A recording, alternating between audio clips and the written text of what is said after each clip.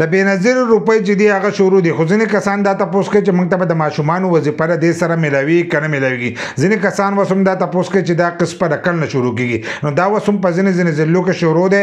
اولنۍ مرحله چې دا د دې شروع شوې ده، که تاسو ته پته نه لګي زموږ په علاقه کې شروع شوي دي که نه دي، نو د دې په باره کې زموږ ویډیو شته، په هغې کې موږ دا ضلعو نوم اخیستی، په کومو ضلعو کې چې دا روپۍ شروع شوي دي. نو د هغه ضلعو کسان چې دي هغه خپلې روپۍ چې دی دا راغستی شي. دې ځل دا قسط چې دی دا به تاسو ته په دوکانونو کې میلاویږي. لکه د دې نه مخکې به دا تاسو ته په کیمپ سایټ کې میلېدو، اوس به دا تاسو ته په دوکانونو کې میلاویږي، ځکه ډېره زیاته ګرمي ده. د دې د وجې نه دا قسط چې دی دا دوکانونو ته اړولی دی چې دا به تاسو ته ځای په ځای چې دی دا روپۍ میلاویږي. خو ځینې کسانو موږ روپۍ راواخیسته، موږ ته د ماشومانو وظیفه چې دا میلاو نه شوه، نو د ماشومانو وظیفه به وایي د دې سره میلاویږي که نه میلاویږي. د تېر شوي قسط سره چې دی هم د ماشومانو وظیفه چې دا ورکړی شوې وه. نو کم کسان چې دا تپوس کوي چې دې ځل به د دې سره موږ ته د ماشومانو وظیفه میلاویږي که نه میلاویږي، نو کم کسان چې 20 روپۍ راخلي نو د دې سره د ماشومانو وظیفه چې دا نشته.